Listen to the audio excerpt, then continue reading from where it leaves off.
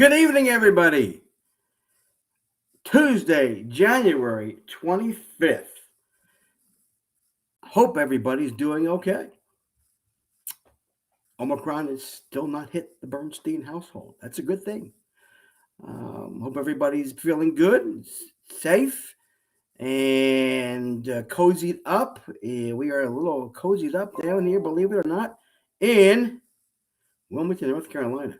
It's been kind of cool down here. Now, don't come at me in Pennsylvania or in Chicago or in the north where it's below zero or 2, 3. I get that. I've lived that, but it's not bad. It was 50 some odd today. Going back down this weekend. That's okay. That's fine. But this weekend we're going up to Pennsylvania where we may just be blessed with a snowstorm. We shall see. But you are listening to Mitch Bernstein on The Burn with Mitch on 12 on Sports Network. Thank you for being here. Really appreciate it. Let me get to a couple of announcements real quickly. Barry Bonds did not make it into the Hall of Fame. Roger Clemens didn't get there. Big Papi, David Ortiz, is the only one going into the Hall of Fame this summer. Now people will bitch and moan about the fact that, he took steroids too, but, there's no real explanation for it. This is the way it goes. This day and age, more discussion will continue to take place about the Hall of Fame vote. Who's voting? They're voting on character. I wrote down, character and integrity are part of it. And, David Ortiz shows a lot of maybe not integrity, but character. Now, do they say character within the game or character outside of baseball? I don't know. But he shows got good character from what I understand. So that's today. Big news in baseball today. Hall of Fame vote. David Ortiz, the only one going in. We'll talk about that maybe next week with hopefully I got a guest maybe coming on. I said it before, and we'll see if he can do it this time. I'll tell you who that is in just a few minutes. Shout outs real quickly to one of my best friends at the Friends School of Wilmington, Lyra. Hi, Lyra. If you're watching, hi. I'll see you tomorrow. And Lyra's mom, Cassidy, if you're watching, hello. Becca, my Twitter friend, who I always thought was from Philly. Well, she was from Philly, but she's now, I find out, only 20 minutes away. She's in Leland, North Carolina. Becca, if you're watching, hello. And I know Marielle isn't watching. It's her birthday today. Happy birthday, Marielle. Marielle is going through some breast cancer issues. She has breast cancer. Unfortunately, I work with Marielle. She's terrific. She's great. She's fun. I know she's out to dinner for her birthday. But Marielle, happy birthday. Wishing you the best. You're strong. You'll get through this. And we're thinking of you. All right, let's get to my guests. Oh, another shout down. I'm sorry, shout down now. Tom Brady again? Really? You lost. You complained to the refs. Like I said you did, you would do. You did. Look at my chin. It's bleeding. Oh, it's your lip. Oh, my gosh. It was somebody. I'm surprised he didn't go to the hospital. Get in the ambulance. Oh, gosh, you hit me. Oh, so bad. You lost. Bye-bye. Take a seat. All right, so that's it for my shout outs and shout downs. Let's tell you who's coming on tonight. Old friend Brendan Deeg, co-host of the Double Doink podcast, will be coming on Talking Eagles and NFL. What an amazing weekend of football we experienced. Just phenomenal. A lot of fun to watch. Down to the Final Four, we'll get his thoughts on the Eagles and what he saw this weekend and what he thinks is going to happen this weekend. We turn it to baseball at 7:05. I met this gentleman many years ago in Houston, Texas. You don't know. He's as a coach. He was a major league coach. I have to ask him the specific dates, but he was there, and we would talk and just say hi, and very nice guy. John Mclaren is coming on. He was a manager for the Seattle Mariners in 2007-08. He managed for 3 games for the Washington Nationals in 2011, and he was 2-1, 667 percentage, pretty darn good. And he coached with the following teams: the Red Sox, the Blue Jays, the Reds, twice with Seattle, Tampa, the Braves, the Nationals, and the Philadelphia Phillies. And we have a lot of questions for him about what it's like being a coach on a major league team, what's it like being a manager, and other fun stuff. So we'll talk to John at 7:05. And then rounding out the evening, Jake Ellenbogen from LA will be coming on talking about the LA Rams, Matt Stafford, Cooper Kupp, and the entire crew, and what his thoughts are going to be about getting to the Super Bowl, and review the game this past weekend, which was just, that was just amazing and fun to watch. So we will talk to Jake at 7:30. Before Brendan comes on in about 3 minutes, I want to talk to you about next week's show. Next week's show, I start honoring Black History Month by having many Negro Leagues players association with the Negro Leagues coming on. So the president of the Negro Leagues Baseball Museum in Kansas City, Bob Kendrick, will be on at 6:40. Sam Pollard is a very famous director, producer. He's done a lot of work in a lot of movies, and they're just getting started with a new documentary on the Negro Leagues called The League. Sam Pollard, Google him, you'll see his credentials. He will be on to talk about this new venture, The League, the movie documentary coming out at 7:30. And I'm keeping my fingers crossed again that we can get Jason Stark on. I got him tentatively in next week at 7:05. Hall of Fame writer Jason Stark is hopefully coming in at 7:05. So that's the lineup next week. The following week, Leslie Heafy is going to come on, talk more about Negro Leagues. I have Harmon Killebrew's son, Cam Killebrew, coming on February 8th. And Brody the Kid. We're going to get a lot of sports cards folks tuning in. We're going to talk to Brody about cards, and we're going to rip a pack each on the air here. So that ought to be fun. February 15th, another huge guest or two. Two I have right now. 6:40. Make a note of this. Super Bowl winning quarterback, the 1985 Chicago Bears, Jim McMahon, will be coming on the show. And at 7:05, again, honoring the Negro Leagues, Byron Motley is going to come on. His dad, Bob, umpired in the Negro Leagues. February 22nd, I've got Dan Grunfeld on. Dan Grunfeld wrote a book, By the Grace of the Game, about the interwoven story of his and his dad's basketball career, Grunfeld's, Ernie and Dan, and his grandmother, who was a Holocaust survivor.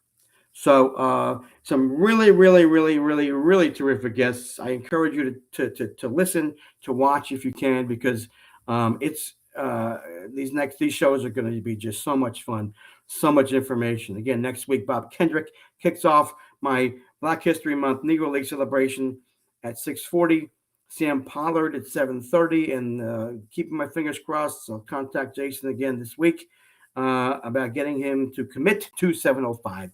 We can talk about the Hall of Fame, baseball, and what's going on with the talks, which they talked today, and we are somewhat positive about those talks. There's some negotiations going on with the union and the Major League Baseball owners, and they won't give out as many specifics because they really can't right now, but it just sounds like, from what I've read, they are moving forward and beginning to make some possible deals and negotiations. Let's put it that way. So fingers crossed. There was a note yesterday that I saw that the owners, Major League Baseball, was saying they don't have an issue with canceling some games at the beginning of the season if that's what it takes. So they don't have a problem with it. They're idiots, but they don't have a problem with it. I guess in the long run, it's all about making money, and that's what they're trying to do. So make more money. So we'll see what happens with that. Again, keeping my fingers crossed that the two groups can come together, negotiate, and get this thing done by the end of the week. Pitchers and catchers report in about, I think, 20 days. It would be awesome to be able to say, hey, pitchers and catchers are reporting, whatever it is, if it's the 14th, 15th, or 12th, and today's the 25th, 2 weeks or so from today, and there will be no cancellation of baseball games. So hopefully that's true. Again, got to wait and see. No one knows for sure unless you're in the room. And I don't know that anybody's in the room. I don't even know if John Mclaren was in the room. But speaking in the room, we have somebody in the room right now. We're going to talk NFL and Eagles, our old friend, Brendan. How's it going, Mitch? Question for you. You're a baseball guy, right? Yes. Do you agree with what just happened? Yes. Barry Bonds and Clemens not allowed in the Hall of Fame? Yeah. I mean, Brendan, there's so much detail on those PED players. I mean, you can go back and forth, and I remember reading things about the guys taking amphetamines, back in the day, in the 60s, right? And that was speed was helping them play. So those folks can go back and talk about that. I guess social media has made this more global, if you will. And there was an investigation with Balco, and my whole thing would be this: like Pete Rose, the Baseball Hall of Fame Constitution says, or baseball says, you can't be in the Hall of Fame if you did this, and one of them was gambling. So I would love to see Pete Rose in the Hall of Fame, but he really can't, because it specifically says that you can't gamble on baseball. Isn't the Baseball Hall of Fame supposed to be some pristine Hall of Fame, and the leading hit guy's not allowed in, and now the leading home run guy's not allowed in? I don't get what we're doing here. Yeah, it's a huge issue to delve into. There's so many parameters. It's like an octopus with 48,000 tentacles. It's just so many things that go into it. You can't. I tried last week with my guest to narrow it down to, like it used to be back in the day when I was growing up. There were certain ways you needed to get in, certain parameters. It was 3,000 hits, automatic. 500 home runs, automatic. 3,000 strikeouts, automatic. 300 wins, automatic as a pitcher. That was it, right? I mean, that was it. That was, and I would think, could we be more objective with it? And I don't know how, unless someone develops a logarithm to compare what those guys did back in the day with those numbers to today's player. Okay, forgetting PED guys. Okay, my whole thing is, if you had just admitted it, okay, I think it may have been a difference between Schilling and Clemens, not Schilling, but Clemens and Bonds getting in, but they didn't. Is there proof? I don't know. Some people say there is, and some say there isn't. Mm-hmm. So that's the hard line to look at. If there's proof, I forget whether it was Verducci or Bob Costas, I think maybe it was, said, and I just watched him on the induction ceremony, on the ceremony, the announcement, that if there's proof, then no, he's voting. Okay, is for that person. Was there proof? Again, yes. A-Rod did it. Yeah, but my point of the argument is David Ortiz just got let in. Yeah. He was in the Mitchell report, was he not? Wasn't David Ortiz? Okay, so what are we doing here, Mitch? That's why it's confusing. You know what? I said character, right? Look at what Big Pop, These guys, these writers. Okay, but character doesn't matter about baseball Hall of Fame. It doesn't matter how you are off the field. But that's It's about how. Yeah, but that's ridiculous. I don't it's a joke. know, Brendan. It's a joke. It says integrity and character. I wrote that down. Oh my God! But is that character integrity on the field, off the field, or both? I don't know. It's insane. It's insane, Mitch. Hopefully, I get Jason Stark on next week. He can explain some more of this to me and clarify some of this stuff. But it's never going to be totally clear. It really isn't, and it is a shame because of baseball. I love. Millions of people love the game. It's I'm gonna respectfully really disagree. I think it's insane that these guys are not allowed it. It's a joke. Yeah, it's crazy. You're not alone, buddy. You're not alone. Anyway, I know. Yeah. All right. Brendan, did you have fun watching the games this weekend or what? Oh. Sunday, I like the games on Saturday too. A lot of people are kind of giving heat to that and saying it was just Sunday. I thought the entire weekend was crazy. Yeah, it was just amazing to watch how these games started and ended.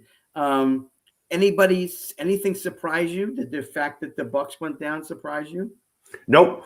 I thought the Bucks' divisional round was kind of where they were going to come to a screeching halt. They missed Chris Godwin and Antonio Brown, and it was pretty darn clear in that game. The Eagles didn't make them miss them earlier the week before. I thought that could have been a problem, but it was the Eagles' offense that was the issue. But on a side note, I think the Bucks team was drastically overrated heading into the playoffs. They were tired. They played a lot last year, right? They went to the Super Bowl.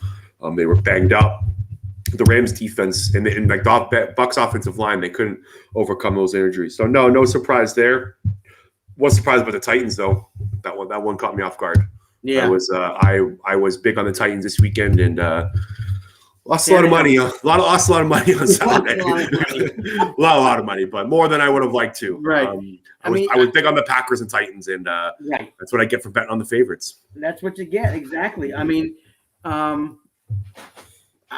not a fan of Tannehill really that much, but that was a squeaker. But I just, this weekend coming up on Sunday, it's just, what about the Niners and their defense and the Packers? Yeah, I think D'Amico Ryan should be getting a head coaching call. That's for sure. He just shut down the Dallas Cowboys. One of the best offenses in the NFL. Then he just shut down the Green Bay Packers. The other one of the best offense in the NFL this year. So 49ers defense has been awesome. I didn't think Jimmy G was going to be able to hold it that long, but hey, he got them where they needed to be. Like they needed those 2 plays at the very end of the game, and he did it. So it's crazy. That guy's it's crazy. He's going to his second NFC Championship game. It's pretty remarkable. And the week before, I'm really not impressed. But again, he's doing enough to get by. Which is crazy. So I'm looking. All right. So here we go. And listen, you can't. The Rams and the Bucks. Just Cam Akers, man. Do they have anybody else that can not fumble the ball? Yeah, no. It was funny. I tweeted. I was like, he looked like LaShawn McCoy running in the middle of open field with one hand on the ball. He's got to hold on to that ball. But no, he's a good young player. It was a boneheaded mistake. I'm sure he gave his teammates a big old hug after they pulled it off. Yeah, he fumbled twice, and Cooper Kupp fumbled, and it was like, what are you guys doing? Yeah, stop. And then when listen, I wasn't unhappy that they beat Tom Brady. Tom Brady, did you see Tom Brady go crying to the refs again? He got a cut in his head. Oh my God! Somebody take me to the hospital. Yeah. All right, let's move on to this weekend. Cincinnati. I think. Do they even have a chance against Kansas City the way Kansas City's playing? Mahomes playing? So I actually just submitted my article for that game onto the National Football Post. If you want to check it out, I think the Bengals are going to cover the 7.5 point spread. So I do think they're going to hold it within a touchdown. I don't think they're going to win the football game, though. Yeah, I do think they got a shot. Look, they just beat the Chiefs 4 weeks ago. Yeah. Right? And the Bengals are playing pretty good football. I think they got kind of lucky a little bit the last 2 games, but they still won. And before heading into the playoffs, they were playing the best football of their season. So The Bengals defense, I think, is kind of a wild card here. They've held the both these teams, the Titans and the Raiders, under 20 points. Both those offenses are pretty good. So, I think they can. I definitely think they can play with them. Joe Burrow's you can argue Joe Burrow's right there with Allen and Mahomes. I don't think he doesn't have the arm strength of those two guys, but he's just as exciting. Like Mahomes versus Burrow is going to be a spectacular matchup. Yeah, it's going to be interesting. Were you surprised at all as we were talking through the season? You watch the season. KC had their bumps, right? They only lost 5, but there was a little bit of an area during the season where they had a couple of falls. But I think attribute that to their leadership with Mahomes and with the coach, and look where they are again, right? Mm-hmm. No, it's spectacular. But yeah, I'm the one thing I'm really curious about this weekend is in the AFC matchup. Yeah. Is if Andy Reid going to his what now? This would be 4th straight Super Bowl. Like if he's going to start getting some national hype about being one of the best coaches of all time. I feel like he's not getting the recognition he deserves. Well, yeah, and it's so funny because Eagles fans. I mean, I think for Eagles fans. For some Eagles fans, maybe 30%, which is a significant number. What'd you do for me lately, right? But for the other 70%, they look back and go, well, look what he did with us. Look at what this team was like when this team had Andy Reid as a coach. And I think the fact now he's in Kansas City, that, again, middle of the country, not as much hype. And you're right. I mean, I don't have a bone to pick with Andy Reid whatsoever. Look at what he's done. Yeah, it's spectacular. Right? No, I agreed. I think he should be getting a lot more love in the national media. I feel like if he wins, will he get that? So I'm kind of curious. I think they end up winning the football game, but don't be surprised if it's another close one. I wouldn't just kind of write off the Bengals. All right, I'll be. Well, I might be watching. I hope I'm watching. I'm going up to Philly. And I've got to celebrate I'm celebrating my mom's birthday. Okay. She turns 93 on Sunday, but we're going early, so we'll see. 93. What a life. Yeah. Mm-hmm. Niners and Rams. Can the Niners continue their defensive prowess? I haven't decided where I'm at in this game, so I don't really know who I'm taking. I have my pick in for the AFC side. This one's kind of baffling me.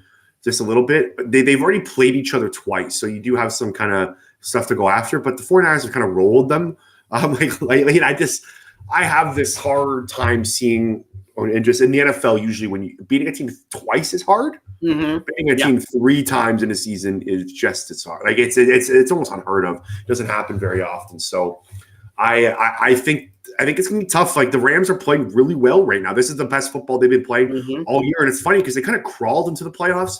Matthew Stafford was playing the worst fofootball of his season. Right. Yeah. He was, I think it was 5 interceptions in a 2-game stretch or something like that. So look, the Rams defensive line is playing outstanding. I know you brought up the 49ers defense, but I think it's the Rams defense that's going to dictate this game. Aaron Donald and Von Miller have been outstanding. Von Miller's got 7 sacks in the last 5 games there. That trade was awesome for them. And I know 2nd or 3rd round pick is a lot to give up. We'll see in the long run if it comes back to bite them. But look, he's picked it up, and that's why you make that trade for him to be in the playoffs in this scenario. Exactly. I mean, listen. Old school, love watching the sacks, love watching defense make plays, love watching the throws that he made and the guys getting open. I mean, it was so much fun to watch. I mean, back and forth. It was your basic, exciting, offensive and defensive, defensive played game. It was just ahead of it all. It was terrific. All right, let's go to the Eagles real quick. First question, Jalen Reagor, JJ Arcega-Whiteside, are they with the team next year? I sure as hell hope not. JJ Arcega-Whiteside won't be. Jalen Reagor, look, it's it's going to be tough to get rid of him. I think the best way that they can trade that he won't be on the team is kind of like a trade. Do you remember the Dennis Kelly for Dorial Green-Beckham trade the Eagles made about 4 years ago? Yeah. Remember that? It was 2016, so 5 years ago.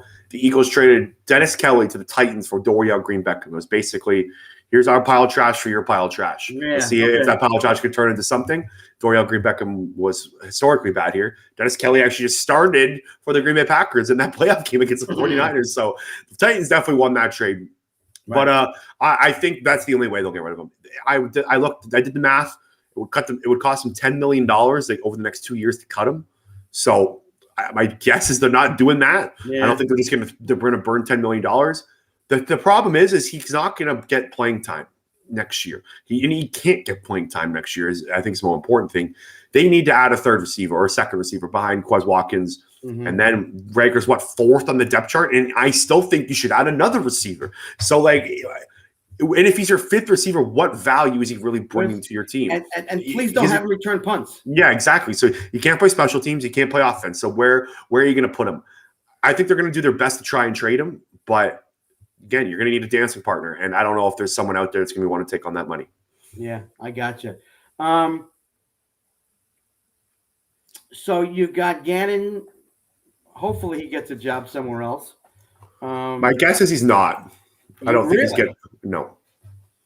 I think it would have been done by now. Ooh, okay. I mean, you're right. I mean, he's gone to – typically those things take 2 days. So Denver didn't take him. So Denver's going to hire either, it looks like Nathaniel Hackett or Dan Quinn. Okay.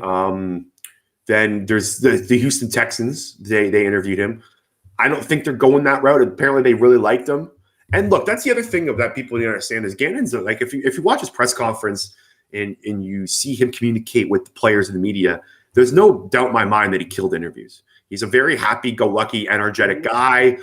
You can see why teams would like him. He was very cool. He's very nice to media. He was a very media-friendly guy. He seems like a very likable dude. Mm-hmm. So my guess is that's why there's been rumors that he's been doing very well in interviews and whatnot. So that's what people understand. Just because the defense isn't bad doesn't mean he can't be a bad head coach. Head coaching and defensive coordinating is a completely different job. As a head coach, you have to be able to lead men. You have to be able to rally up a locker room. You have to be able to contain 91 men at training camp and provide them and put them into 53 people. It's a tough job. And you're not sitting there going through X's and O's like defensive coordinators and offensive coordinators are doing. So can Jonathan Gannon be a good head coach? Maybe, probably. And I think he will be one in the next 2 to 3 years. This year, no, I don't think he deserves to be one. Again, if you're going to be it's not the entirety of the job, but what defensive scheme is he really bringing to your team, right? The Eagles were 25th in defensive DVOA this year. Nothing they did was special. I don't think if you watch the Eagles defense and even tape grinders out there I've seen on Twitter, stuff like that, there's nothing the Eagles defense did that was spectacular. They had an okay down the stretch. And you know what? I thought they didn't play too bad against Tampa Bay. In the end all be all, They held them in the first 7 drives. The Eagles had 4 3-and-outs, or the Bucs had 4 3-and-outs. I would have taken if you told me before the game that would happen. I would have signed up for that. The Eagles' offense just didn't help them out. So, he's probably a nice guy, energetic, could be a good head coach one day. Just right now, I think it's kind of crazy. I think there's way more deserving candidates out there.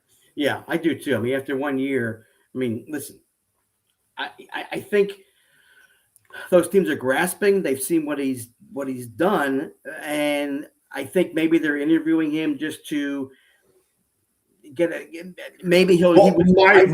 My guess is also he's a lot more liked and talked about differently in the NFL circles than you see on the fan base on Twitter. Right. You know what I mean? He gets I'm assuming NFL executives and people around the league have talked about him as an up and coming riser. Right. Peter Schrager, who's very tapped into NFL organizations, GMs, executives, and whatnot. He said a couple weeks before the season that Gannon was a name to watch out for. So someone was telling him that information. Okay. So people around the league were definitely talking about him. All right. Let's move to a real big thing that's come up based on these last 2 weekends of games, the overtime rules. I never liked the coin flip and the other team doesn't get a chance to get the ball. I just have never liked it. To me, it's plain and simple. It's not fair. What does it prove, really? So what are your thoughts on the overtime rules? 100% agree. It's a joke that both quarterbacks don't touch the ball. And I said on my podcast yesterday, and my point was the NFL is all about quarterback play now, and quarterbacks need to take over the league. They're making the rules safer for quarterbacks. They want the quarterbacks to drive those revenue dollars up, and they want them to take over the lead in the league now. Why not let them both touch the ball then? Like, why not give the ball to the best two quarterbacks in the NFL and let them put on a show? Why are we only allowing one quarterback to touch the ball over time? It's ridiculous. I don't know what the right answer is. I would do college rules where you just give them the ball at the 35-yard line, go up and down until there's a difference outcome. So touchdown, field goal, whatnot. You know how college rules work. I would go that route. Again, it's not perfect. Again, it's kind of schoolyard ball, right? Because you're starting at the 35. It's not actual.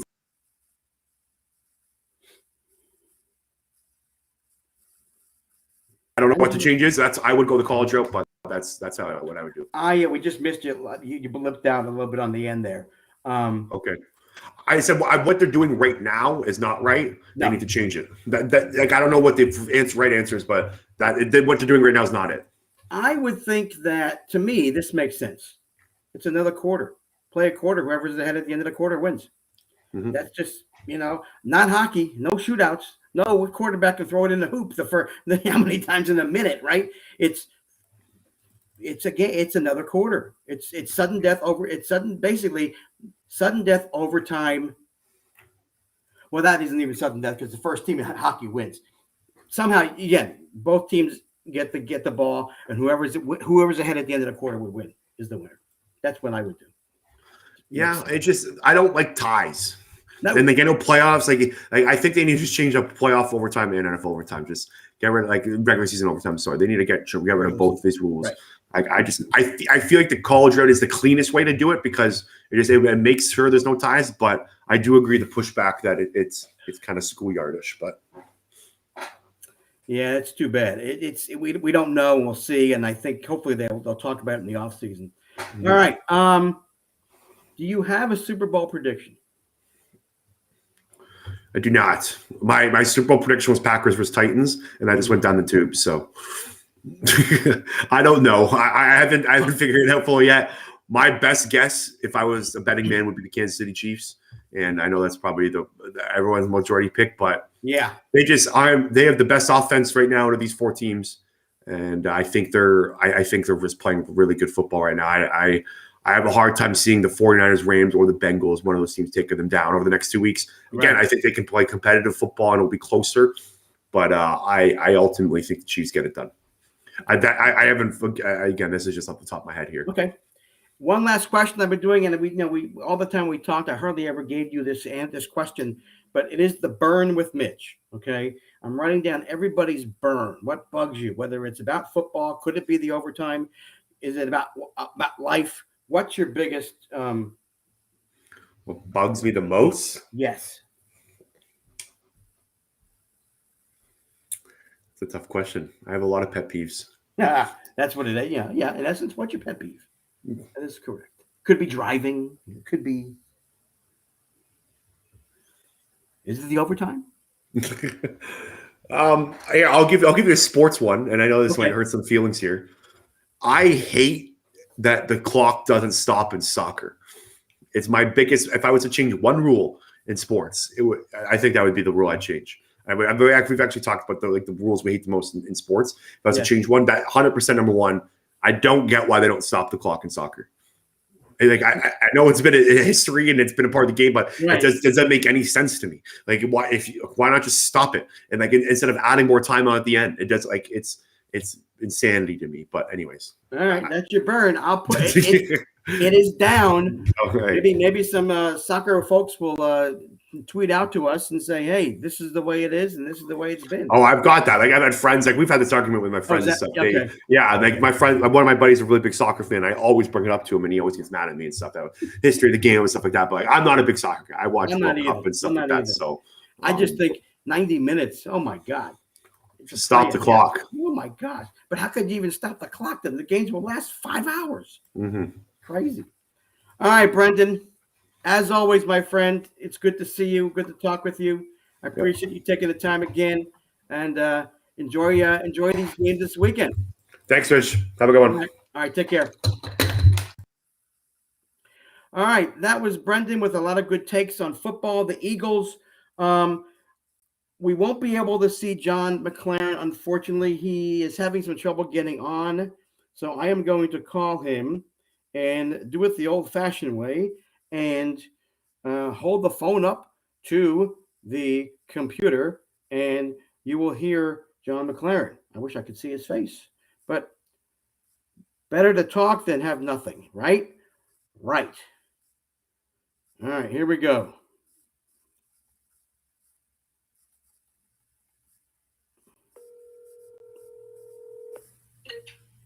Hello. Is this the infamous John Mclaren? I tell you, I feel like an idiot. I'm on my iPad, my iPhone, and my Apple iMac, and one of them says I got to restream to another browser, and I've been trying everything. I'm sorry. That's okay. That's okay. Can we do this? Can I just talk on the phone? We will talk with you, my friend. How are you? I'm doing great. I'm a little disappointed, to be honest with you. I didn't like how the Hall of Fame came out. I'm a big Roger Clemens guy, and we can argue for hours, but I didn't like how it came out. I just, I put Ortiz in the same category as Bonds and Clemens and that whole era. Okay. And I don't know how you separate it from one to the other. Are we on live now? Yes. Okay. Yeah. No, like I said, I coached Clemens in '91.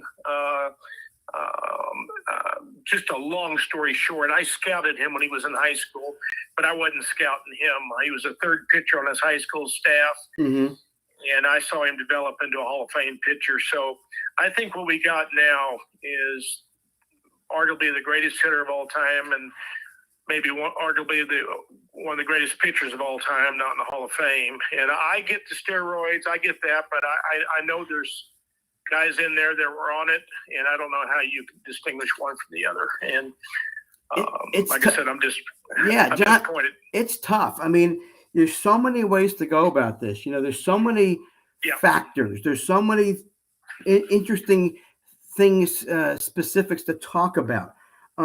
Yes, is it consistent? No, I don't know how you make it consistent. When you and I were I don't either. Right, when you and I were growing up, it was, to me, it always felt like you had these numbers: 3,000 hits, 500 home runs, 3,000 strikeouts, 300 wins. Those were the automatics, right? Those were the automatics, and that was it. I don't know anything about the integrity and all that stuff. I mean, we know guys in the 60s did the speed, did the amphetamines. There was a whole bunch about that. Sure. It's just, is there a way? I asked my guest last week, one of the guests last week, is there a way to make it objective? By somebody using a logarithm and figuring out something. I'm sure there is, because you got all these analytics now. But how do you make it? Can you make it objective? I don't know that you can, but I would love to see it that way. Well, Mitch, what the first thing I think of is I was listening to the people from the guy from the Hall of Fame talk, and he described what they're looking for. Of course, the numbers, and then they started talking about sportsmanship and integrity, and I mean, really, you look at Ty Cobb and some of these guys. We don't have all the whole group is not a church choir by any means. That's right. And I don't like how some writers use this as we'll string them out. You know what I mean? We'll give them a little bit more every year, and bye, and I'll vote for them first ballot. I mean, when someone didn't vote for Griffey, I went, really? I mean, yeah. Just because it was his first time on the ballot, he's not going to vote for him, and that should have nothing to do with it. That's some writer thinks a little highly of himself than the rest of us do, but like I said, it's something that can, that it's uncharted waters, and hopefully they can work their way through. And it is what it is, actually, and it's too bad. But it's a tough one. I mean, you can go on and on with this stuff. It's crazy. But I want to get to you, my friend. I want to know what it's like to be a bench coach, But first of all, let me ask you this. So you got all these teams in this league, right? And when you coached and you managed, as we know, John? Is there a big difference in organizations, in philosophies of the way the game is played? No question. I think it starts off by the foundation of the organization. I look back on Toronto Blue Jays. I was fortunate. Pat Gillick brought me over. I was playing AAA with Houston. He brought me over, and I started on the ground floor. I started rookie league. I scouted 4 years. Then I started working my way up the ladder, managing, and just the organization that Pat Gillick brought to the table. Paul Beeston, the ownership group, Labatt's, the stress that we put on scouting and development, international, you name it. I mean, I went to Venezuela 7 years, Colombia 2 years, and loved it. Just absolutely loved the competition, the enthusiasm of the fans in those countries, and I was fortunate. I was with some storied organizations, the Red Sox, the Phillies, and fabulous organizations, history, just unbelievable. And I was fortunate. I helped organizations like Toronto and Tampa Bay, Washington grow, and I definitely think that I don't care how you slice and dice it, analytics, old school. I've always adapted with the times, Mitch. You have to. I survived over 50 years in the big leagues, 26 years, and there's always new techniques. I was always looking for new things, new drills. How do you run spring training? Quick story, I was coaching in the World Baseball Classic, the first one, 2006, with Buck Martinez, and we went around to spring training to see the players in Arizona, and I was watching the drills. I mean, Buck was talking to some people, and I was watching how they were doing drills because I knew I was going to coach again, and I got some great ideas watching Kansas City and the Texas Rangers, Chicago Cubs, and just how guys do different. And I would always ask coaches from other organizations that would come over, and what do you do, guys? How can we make this better? And I have always said this. I'm consistent. I have no problem with analytics.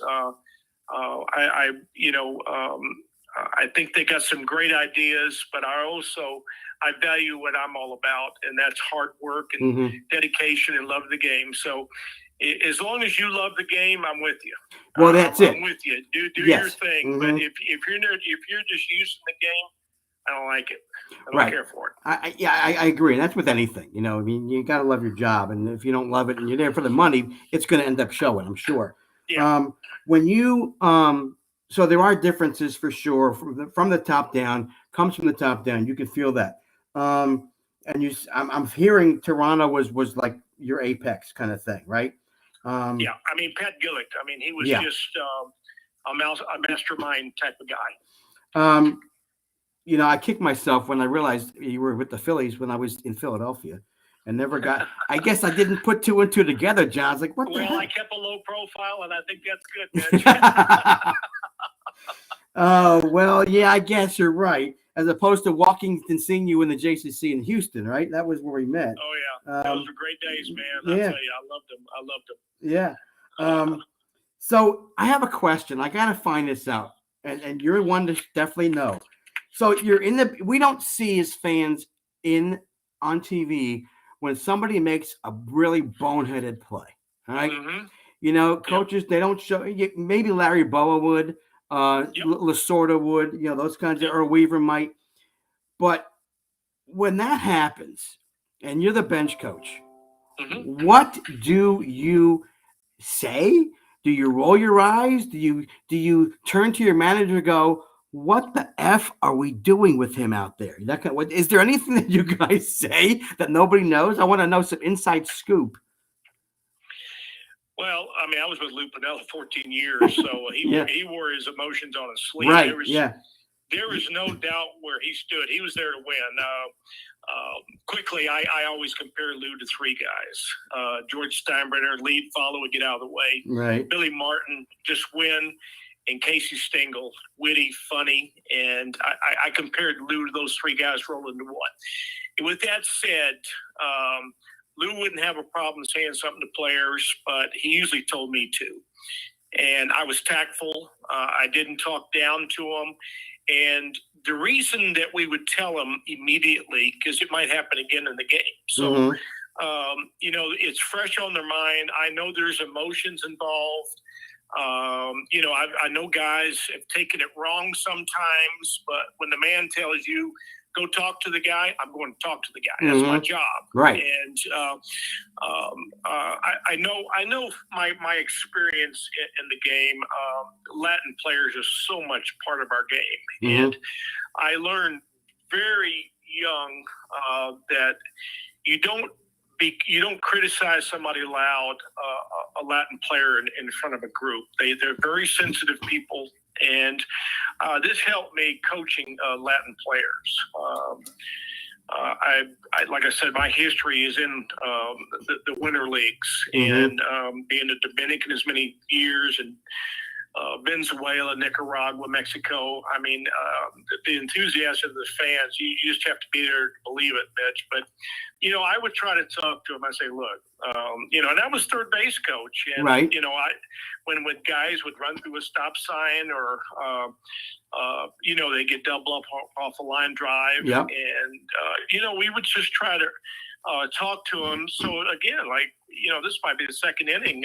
You don't want him to do it in the ninth inning with the game on the line. So there is you do coach these players. You just they're not going to learn unless you you tell them. When I went back to Seattle the second time for Mike Hargrove, we're playing a game, and Ichiro's our leadoff hitter, of course, in the bottom of the first, and he swings at a 3-0 pitch. And he ends up getting on base, and, Hargrove says, talk to him, because I had a good relationship with Ichiro. Okay. So I took Ichiro downstairs the next inning, the bottom of the second, and I said, Ichi, we don't swing at 3-0 in that situation. He says, John, what if I hit a home run? I said, we're still having this conversation, Ichiro. And I explained to him why. And he understood. He was an intelligent guy, but, he had full reign in Japan. And, I mean, this is 2006. It's been open state 5 years. Right. I don't know if, I just know when I had him, I never saw him make a mistake like that, but I saw it happen right in front of my eyes. And I explained it to him. And, when he says, what if I hit him run? I said, we're still having this conversation, Ichiro. Because we want the other pitcher to work. Right. It might be a situation where he starts walking the yard. We get him out of there because of his pitch count after 3 innings. And I said, and he was taking all this in. He says, I understand. And he says it'll never happen again. And it did. It did. But, right. I think coach is coach. And I think my experience, the last 2 years, I did the Texas Collegiate League in San Antonio. Really enjoyed it. And I would go out and watch a AA team for the Padres in San Antonio when we were home and didn't have a game. We used the same stadium. I know all the people. So I'd go out, say hi to all my scout friends, go up in a corner by myself because they're working. And, some of the base running mistakes I saw and so forth and so on. And I really believe I really believe some coaches are afraid to coach because of the new school system. They, when I was in Philadelphia, we were going the new school way, and I asked some of the people, I said, what about challenging? That's always been, my style where I've been. They said, well, you got to be tactful about it. You don't want to put them down. You want to build a player up. I said, I get that, but when some guy's not giving his full effort and stuff, I said, to me, challenge is the only way to do it. And so we had that conversation. But back to the coaching, I think a lot of coaches, they feel like that their hands are kind of tied. Yeah. They don't want to rock the boat, especially if you're getting in that area where you're 45 going on 50. That's where a lot of my friends were sent home. And I was about ready to take it to the house anyway. I'm going to do my own thing internationally, doing some things, and they're afraid that that they might upset the apple cart, right? And it's a shame, like I said, because I think the old school combined, I like it. With you look at guys like Larry Bow and Pete Rose, right? And they're overachieving type guys. And you need those type of guys around. And I don't know if numbers let some of these guys even play. I don't know if they even be considered because of the new numbers. And, I think we'll work through this. I really believe this, that because everybody's going to be crunching the same numbers, you're going to have to go back to old school a little bit to make a difference again in the human element. Right. And the game has always been about the scouts for me, because I was a scout. I was around great scouts. I know the history of the great scouts, and they're the ones that put this game where it is. And some of the gyms that were again, I go back to Larry Bow. I got cut from his high school team, ended up playing 20 years in the big leagues and all-star and you name it, and he kept being sent home, and he wouldn't take no for an answer, and that's why he was the player he was, because he was determined to show them that he could play. And there's guys like that out there, and because we've cut some minor league teams down, we're not signing those college seniors and some of those guys. So I think you might miss a player here or there that just have an opportunity to play and is determined to make it. And there's you go back over history and look at them over and over again. It's and it's interesting. I'm guessing that's again the philosophy of the team itself. When a player does something that is a teachable moment, there's a point at which, again, and listen, I tell people, a manager, you gotta it's like a camp director. Okay, I'm a camp director for many years. You got all these different personalities. You got to mesh them. You got to find out what buttons, what the right buttons to push. However, like you said, you don't always want to give them the answer. You want to challenge them to come up with the answer on their own. To me, that means that went through their brain, when one area went in through the brain cycle, and then is going to come out the other, and they're going to know what they need to do the next time. That's what I think. Yeah, right? I agree with you. Yeah. I agree with you. Like I said, the game has changed, and I think one thing that I have a little bit of a problem with is sometimes we radically change the game for the wrong reasons. And I think one of the beauties of baseball is there's not a time clock on it. It's one of the few sports that not leave it alone. Just leave it that way, And we're trying to satisfy the new up and coming young millennials that are in a hurry. It works in L.A. They show up in the third inning and they leave maybe in the eighth. It works fine there. So leave it alone. That's what I mean? Exactly. Leave it alone. And and I've always thought that the human error are part of the game. An umpire call. I think some of the fans enjoyed that. The manager coming out and arguing. Lou Piniella. Oh, absolutely. Martin, Earl Weaver. I mean, it was part of the game, and you don't see that anymore because this instant replay, Mitch, originally was supposed to be for a fair or foul home run, and look where we've. Oh my gosh, you're right. Yeah, now. It's amazing. We're trying to play a perfect game. There's no such thing. No, you human can't do error is part of the game. Leave it there. Let it go. Let's just keep moving forward. And the game is so great. Like I said, there's so much going on with it. And we talked briefly, about the CBA and what's going on. They get this thing done. Come on, those guys are both out there making so much money. I know. They won't be able to spend it. So I think, getting into this real quick, I really think one of the things is they don't like teams tanking. And so I think if they put something in place where you don't automatically get the first pitch, the first pick in the draft, it might change the way they go about things a little bit, because trust me, the Houston Astros tanked and they end up getting some pretty good players into place, and you know, the Cubs tanked, and they put some good players into place, and so forth and so on. So I think tank's too strong. I just think that, you know, that they think that, well, we're going to rebuild, and it's going to take us time, right? And if we get the number one pick in the meantime, I don't think anybody ever tries to lose on purpose. I mean, that's I don't believe that. Yeah, John. I mean, especially the 162 game schedule. I mean, come on. A couple of things real quick. I wish I had you on video, because I wanted to go through signs with you.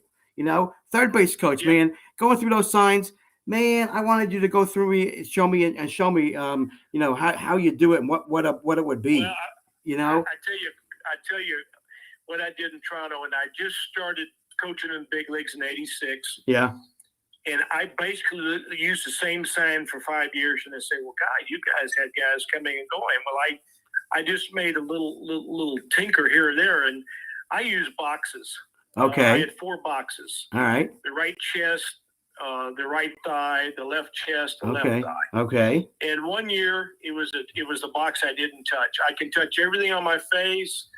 I can touch the other boxes as many times as I want to. When that box is left open, like the right chest, I never touched it. Yeah. That was the bunt.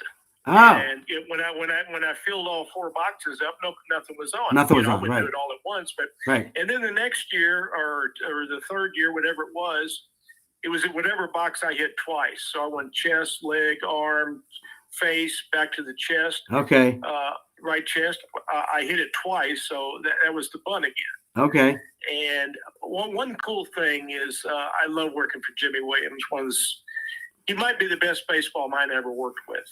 And I know Lou Piniella would be upset if he heard it, but Lou Piniella was a different type of situation with Lou. I mean, Lou was just, just special person to me. And so was Jimmy, getting my first opportunity in the big leagues. Jimmy, like, there'd be a base hit to left field. I'd look in the dugout, just glance in, and he'd give me the hit and run or the bunt or the green light immediately. Right. Okay. And then I'd glance in, and he wouldn't do anything. And then what he'd do was he'd give me a sign 3 pitches in advance. Like on the right arm, the wrist is 1, and the elbow is 2. Okay. And then on the left arm, the wrist is 1, the elbow is 2, and the shoulder is 3. Okay. So he'd go left elbow, which was 2. Right. And then he'd go right wrist is 1. So 2-1 count, he wanted the hit and run. So then I looked over the next pitch. He'd give me a bunch of dummy signs. The next pitch, a bunch of dummy signs. The next pitch, he wouldn't give anything, and I put the hit and run on. And I mean, that's really cool. I love trying to pick signs up from other managers. Yeah.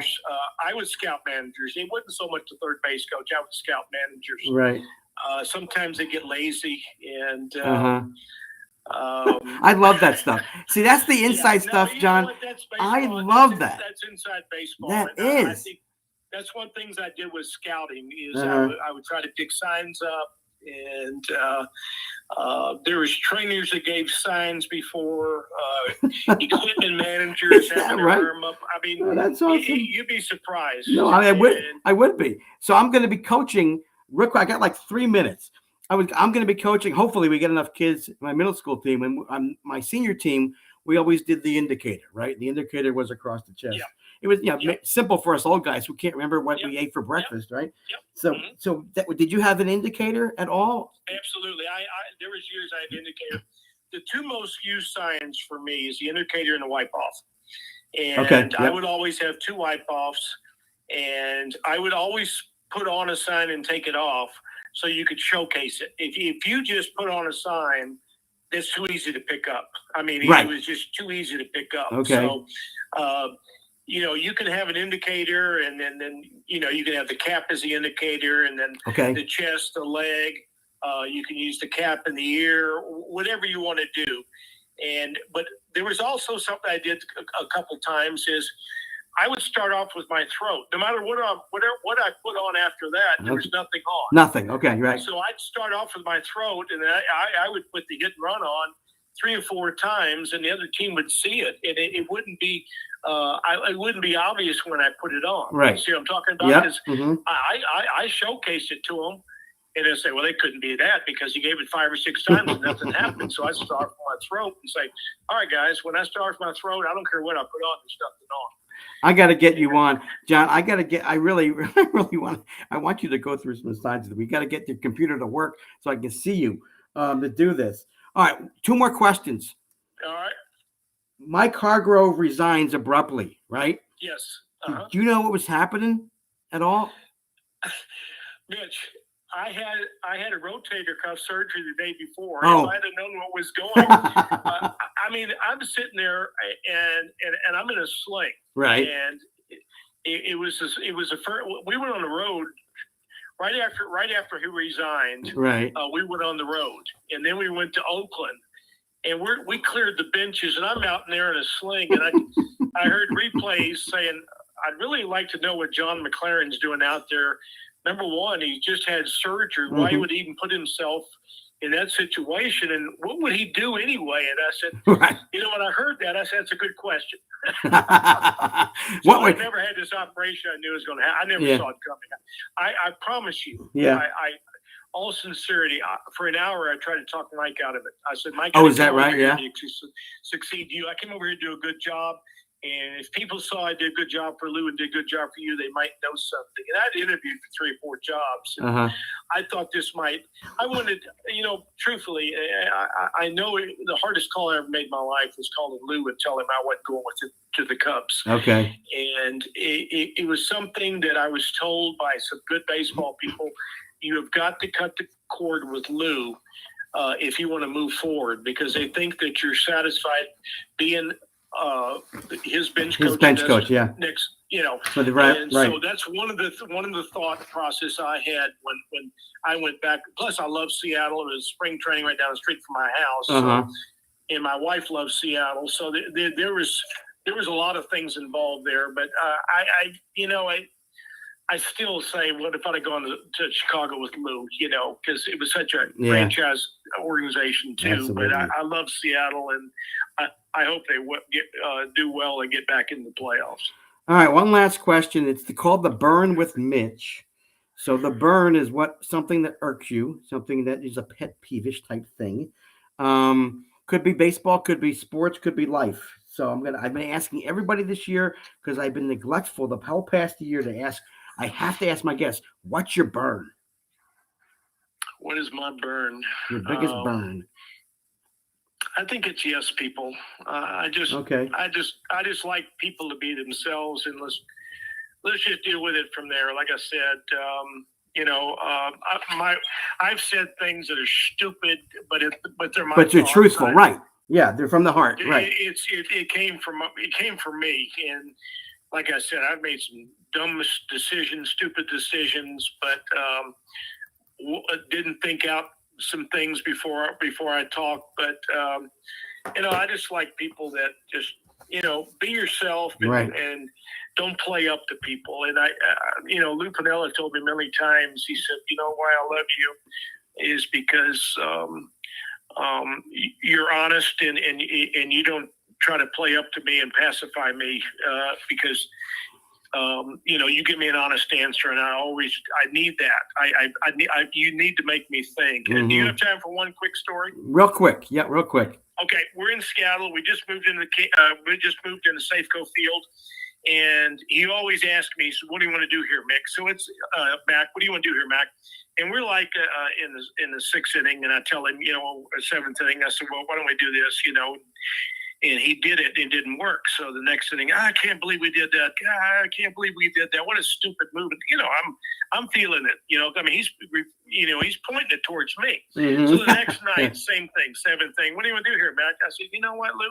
You make $3.5 million. Why don't you make the damn call? And I walked off.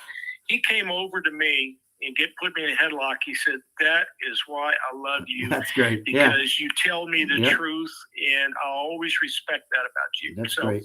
That's terrific. I miss those days. I love Lou Piniella. I love everything about him. And those were super days being with him. Well, John, listen, this has been a super conversation with you. I love the inside stuff. And, as a baseball fan forever, you don't often know this stuff until you can talk to someone like yourself. But next time I call you, we got to get you on the screen, dude. We'll do it. All right. I don't know what happened. I got Okay. the latest and greatest of everything, and it just said that my streaming is not updated for some reason. So I'll work it out. Blessed and honored to talk to you, sir. It was awesome. Thank you. Okay. Enjoyed it. Thanks, Mitch. Okay. Take care, John. You bet. Thanks. Bye. All right. That was John Mclaren. Get some good baseball stuff. We're going to go back to football. Jake from L.A. Jake, how are you, my friend? I am good. How are you doing? Thanks for your patience. I appreciate it. How about those games this past weekend, huh? Man, I'll tell you, that is definitely my flavor on Sunday, what we saw, more high octane passing attack, more so the Bills and the Chiefs game. I mean, hard to match that, but yeah. I just love football. I'll take it however I can get it. If I could prefer anyway, if I didn't have a dog in either fight, like the Rams, for instance, I would prefer it's a high octane passing attack type of game, a little bit of run game, obviously, to add some balance to it, but the Chiefs and Bills game, I mean, that game was just next level. It really was. Obviously, anytime, your team goes to, Tampa or New England is able to take down Tom Brady, you're going to obviously enjoy that a little bit more. But from a football fan perspective, just straight up all across the league, the Chiefs and Bills just really gave, I think, another level of excitement for, the rest of the fan base. Yeah, it's I'm a lot older than you are, and it's I've never had a favorite football team except for the Jets in '69 when they won. Okay, but I've always loved. There was always somebody to root for on the game of the week, just like baseball was, but football too, because there were so many. And you look at, I wasn't a huge Steelers fan, but how could you not love what they did back in the day? How could you not love the Roman Gabriels of the world back in the day, right? It was just football. There are so many stars, and I never played the game, so I can't identify like I do with baseball. Same here. Baseball was my sport that I played, so ironically. To watch these guys play the games that they did last weekend and this past weekend, at the level, like you said, it's just making the catches and intercepting the ball, playing defense. I mean, it was just awesome. It was just so much fun to sit there and watch. Let me ask you this: 20-3 at halftime, 27-3. What are you thinking? It's in the bag, right? No problem. Not at all. No way. No. Because I'm a Kansas Jayhawk fan as well as a Rams fan. So I've seen them lose a game to Michigan when they're up by 15 with 3 minutes to go. I'm used to sports just ripping my heart to shreds, as I'm sure many people are. But I'm also used to Tom Brady doing that. We're talking about the Super Bowl, in the 2018-19 season. We're talking about the Super Bowl back when I was a little kid against the Greatest Show on Turf. I mean, that's already happened twice with that quarterback. So when I started to see freak fumbles happening, regardless, I mean, obviously you need a little bit of luck in anything you do. But man, those fumbles, Brady got chance after chance after chance. The Rams just gave them the game, and they still were able to come away with the victory. At 27-3, I can tell you, though, I did not feel like the game was over at any point. 34-3 might have tested me a little bit. 42-3, probably, but this is a league where no lead is safe. I mean, the Rams went to Buffalo last year. People forget this game, week 3 of the season, and they just started off awful. They didn't have their starting safety, which they didn't have on Sunday, Jordan Fuller. He was hurt. They went through some things, and really this offense just couldn't get anything going in Buffalo. Well, they were down 25. They came back. They answered. They scored 28 unanswered points, all to lose on a final call. With Gabe Davis, who ironically had one of the best games I've ever seen. 4 touchdowns.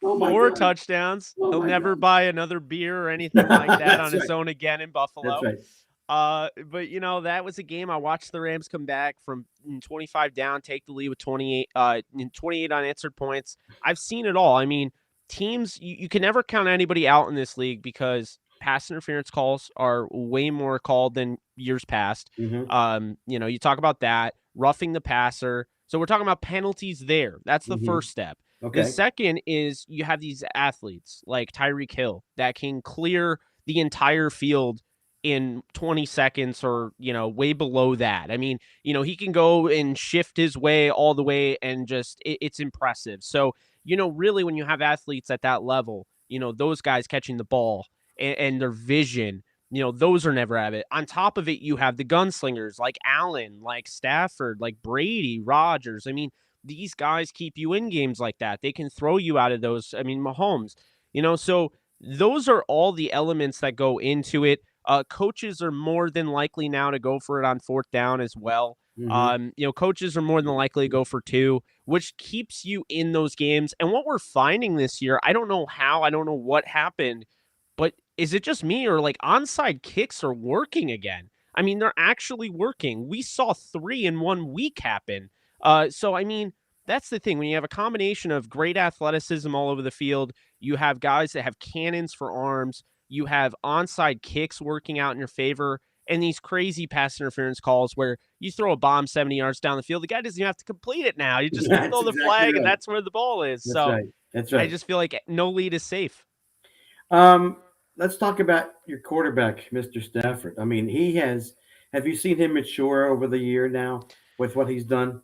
He's just incredible. Nothing phases him. And I've been watching him. I actually live in upstate New York, believe it or not. And I've been watching him, since he was with the Lions, since he came up. And he just really is incredible. I'm not going to say he's Brady, but he gives you that you can always win a game when you have Stafford. And when he was in Detroit, since coming in the league in 2009, a lot of people don't get this. He literally has the most comebacks in the league since he's entered the league. So we're always talking about what Brady does in the postseason, but what he's done in the regular season hasn't been obviously able to do in the postseason with what's been around him. It's been truly impressive. We're talking about one season where he had a top 10 defense. They went to the playoffs. We're talking about the fact his first ever postseason appearance, which is why I never took the 0-3 postseason thing seriously, because it's context that needs to be said. Right. The last postseason game he was in before he went to the Rams, Zach Zenner was his running back against the Legion of Boom. You're not going to win many games that way. The second game, the pass interference call, throwing to Brandon Pettigrew against Dallas, 3rd and 8. They pick up the pass interference call. Mike, the head referee guy in the booth, he comes out and, at the end of the game, he says, there's no way they should have picked it up. That was absolutely pass interference. That could have changed the game. And then the first one, if they give him any semblance of a defense against, albeit Sean Payton's arguably best Saints team, they probably win that football game. He put 4 touchdowns up on the board. You would think he'd win most of those games. So he's done a nice job throughout his career. He is the fastest, I believe, to get to 50,000 yards passing for a career. He's done all this, but he hasn't been in the LA market. He hasn't, people are the only time people watch Matthew Stafford truly, unless you're a diehard football fan. And I was trying to watch him every chance I could because I was a big fan of his back when he was with Detroit. The only time people were truly watching him is on Thanksgiving. And they would watch this guy ball out. And then all of a sudden, all that matters is the result, as you know, does not matter. Does not matter that Tom Brady throws 3 picks in the NFC title game. They won. They're going to the Super Bowl. That doesn't matter. So this is a result business, just like any sport. Yep. And Stafford wouldn't get the benefit of the doubt. He may throw for 391 yards. He may throw for 4 touchdowns. But if Detroit lost that game against Dallas or Green Bay or Chicago, it didn't matter. And he was the choke artist. Jake, it's interesting because, I myself don't look at him as a star. I look at him as good, right? Yeah. But again, you look at the market. Where have you seen him play? I don't remember any significant games except this past weekend now that he played, that he 100%. really plays well. And now you're thinking, ooh, Matt Stafford, pretty good. He went to the right team. That's for damn sure. This was me before the season, man. I was live. I was streaming. We were talking about the Senior Bowl, my guy Blaine Grusak and I, and it comes up, and I have someone in a comment say, The Rams just got Stafford, and I was like, hold on a second. We got to stop talking about the Senior Bowl for 2 seconds. I look it up. Sure enough, it's a thing. We went live. We were still live. The views kept going through the roof. It was an incredible time. And, as soon as they got him, I said the Rams are going to win the Super Bowl because really they are a team that probably should have a Super Bowl win by now.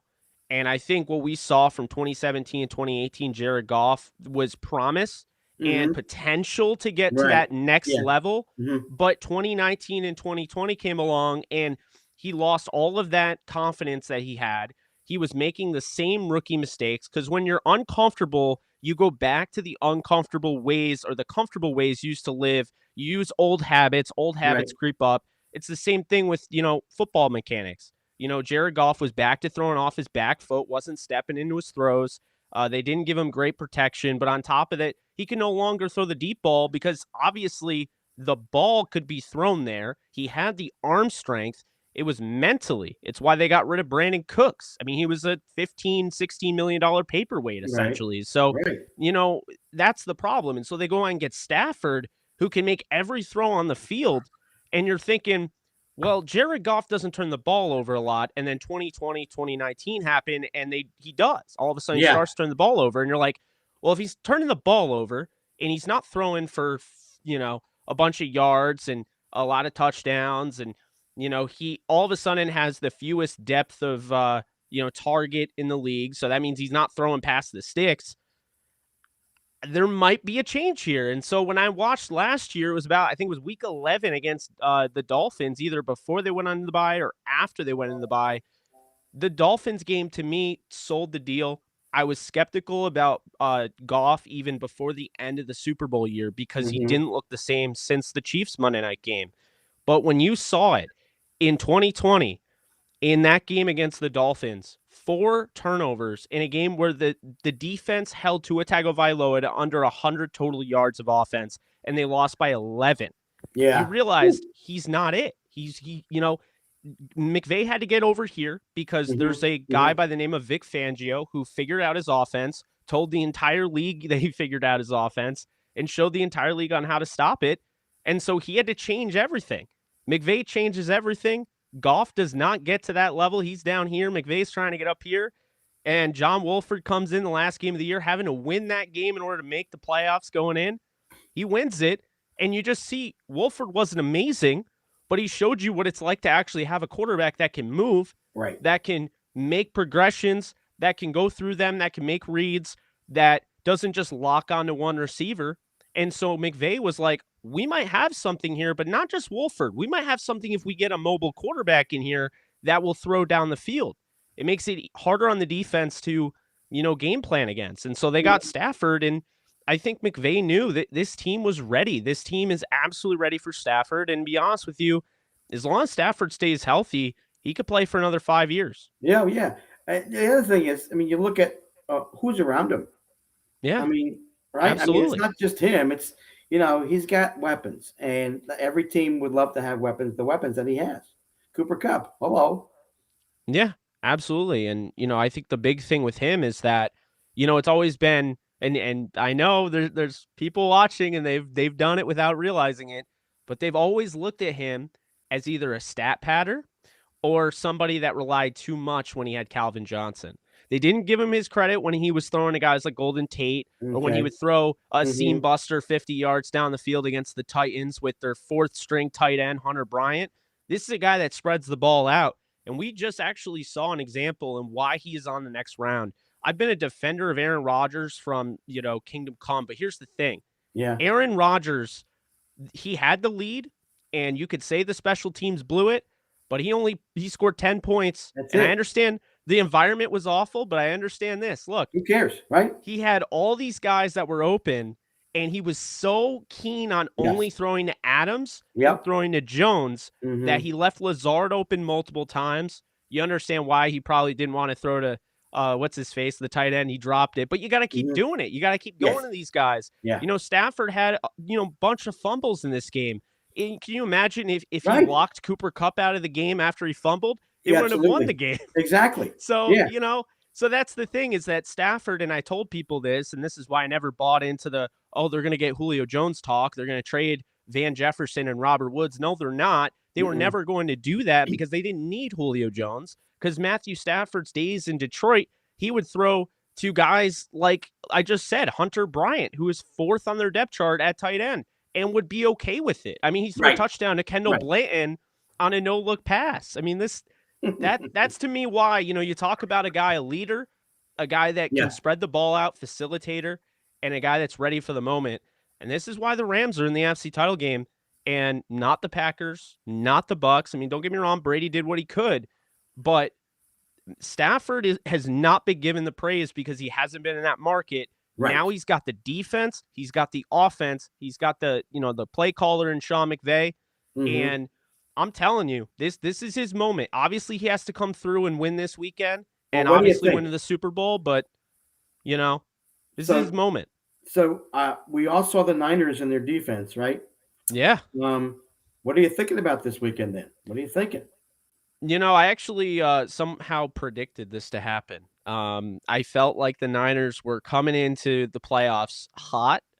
Felt like watching them, it wasn't just a Rams bias. I mean, just watching them work. You got Deebo Samuel, who I've dubbed as basically the most dangerous player in the entire league right now in the playoffs. I mean, Cooper Kupp is the more consistent. He's the better receiver. He just had maybe the greatest, the season's not over, but he just had the greatest season in receiving history potentially, because he just passed Larry Fitzgerald for most yards in a regular season and postseason combined. Okay. But Deebo can be a running back. He could be a wide receiver. And all you need to know, and I'll continue to bring it up, biggest issue with the 49ers is Garoppolo. It's the biggest issue. Absolutely. He is absolutely limiting what they can do. And all you need to know is that in the fourth quarter, when you need one first down to potentially win the game to go to the next round of the playoffs, you don't count on Matthew Stafford because you don't have one. With Garoppolo, you're sitting there and you're like, you know what? We're going to put in our wide receiver to run the ball on 3rd and 7. And if we don't get it, we'd rather just punt it to Aaron Rodgers than have Jimmy Garoppolo have a chance to cost us this game. I mean, that's really what it came down to in the grand scheme of things, is you can win it with Deebo or punt it to Rodgers, but we're not having Jimmy Garoppolo throw another pass in this game. Yeah, listen, they've gotten away with murder, if you will, the last 2 games. You all know that. You don't have to tell me that. I mean, it's just, but their defense is what's kept them in. Do the Rams have enough to get to that defense and then get to the next round is the question. Well, yeah, I think they definitely have enough. They had it was a 0.4% chance the Niners had of winning that Week 18 game after the Von Miller sack that forced them to punt with under 2 minutes to go. Okay. It took a colossal collapse for that to happen. I mean, that doesn't happen every game. I understand people look at the Tampa Bay game and say, why can't that happen? Well, I'll tell you right now, if that does happen, the 27-3 collapse, it's not going to happen to the Niners, and here's why. They don't have a Brady.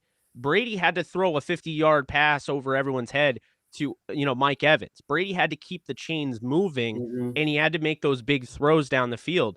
The Rams are without their 2 starting safeties, and so what they can do, they're trying to limit because they don't want to give up the big play over the top like they did to Evans. Right. So Garoppolo is not going to test that, and if he does, that is completely off the script that, Shanahan has there, because there's no way that Shanahan is trying to test, somebody deep down the field, when the way the 49ers built their offense is to cater to a West Coast style offense. Right. To cater to, nothing long, right? Exactly. Move in the middle.